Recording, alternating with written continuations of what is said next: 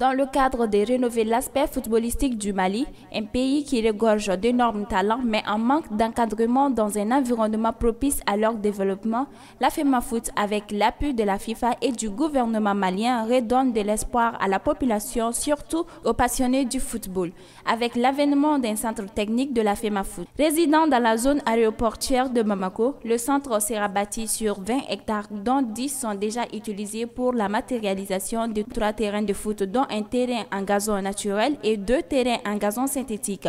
Le centre sera doté des blocs administratifs et techniques, des salles de formation, de salles de musculation, des dortoirs pour plusieurs personnes, un bâtiment mis au point pour accueillir jusqu'à 4 équipes et 2 arbitres, un hôtel 4 étoiles de 40 chambres pour assurer l'hébergement des joueurs de l'équipe première. À savoir, seulement 10 hectares sont utilisés pour assurer les premiers objectifs ciblés. On note que les 20 hectares sont clôturés pour éviter tout contraste.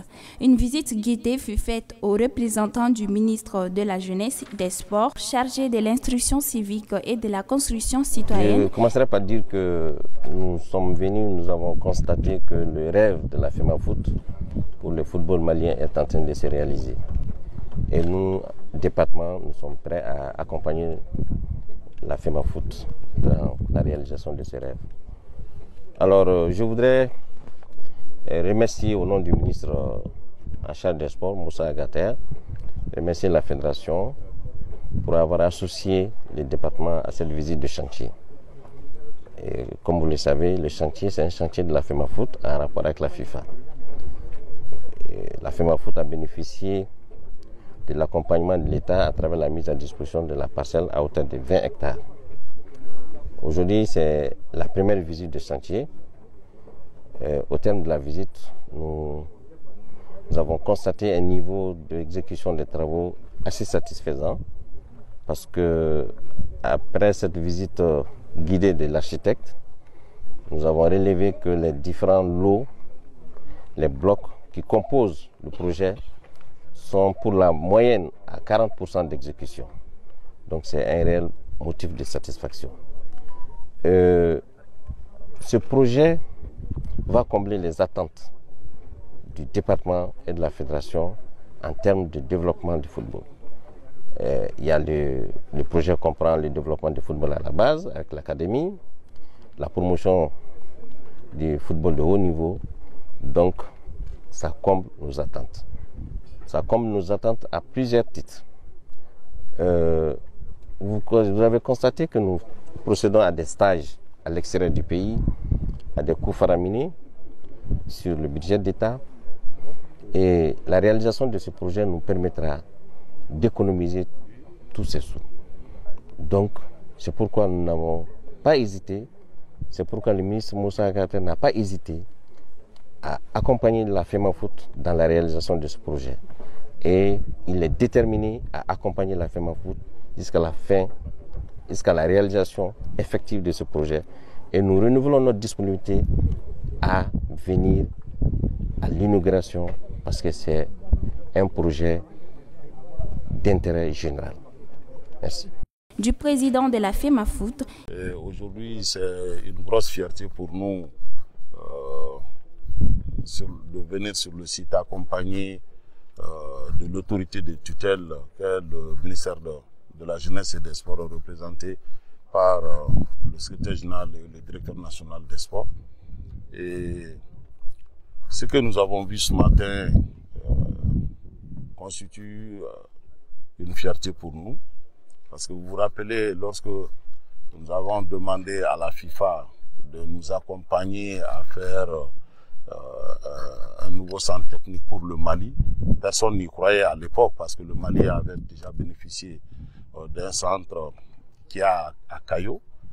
Et Dieu merci, avec l'accompagnement du ministère de la Jeunesse et des Sports pour l'obtention du titre de propriété, nous sommes arrivés à convaincre la FIFA qui a accepté de nous accompagner sur ce projet.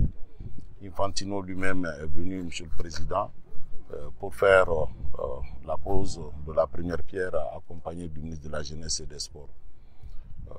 Il y a de cela quelques mois seulement, et nous constatons que tous les pans du chantier ont beaucoup progressé, que ce soit l'académie, que ce soit l'hôtel, que ce soit les logements, les maisons administratives, les terrains, les vestiaires. Vous avez vu avec nous que le taux d'exécution varie entre 30 et 40%. C'est-à-dire qu'aujourd'hui, nous sommes très satisfaits et ce futur bijou, comme je le dis très souvent, ne saurait être vraiment un centre digne de ce nom que si nous arriverons à atteindre l'objectif que nous nous sommes fixés. Cet objectif, c'est rassembler tous les Maliens autour du projet, faire en sorte que chacun se sente concerné. Ce n'est pas un problème qui appartient spécifiquement à la Fédération ni au département des tutelles, c'est pour tout le peuple malien. Comme je l'ai dit dans mon introduction préliminaire, il s'agit aujourd'hui, à travers les directions techniques régionales que nous sommes en train de faire au niveau régional, faire des détections à tous les niveaux, de Kidal à Kaï à Bamako, que on se sente tous concernés. Et les établissements scolaires également, qu'on puisse faire des détections à ce niveau pour constituer une première base de sélection qui va venir intégrer le centre avec des encadreurs vraiment bien formés. Et je pense que notre salut est à ce seul niveau. Et vous, les journalistes, je le dis, vous êtes les détenteurs de la plume et de la parole. Il vous appartient aujourd'hui de distiller ce que vous avez vu, mais en plus de parler le bon message.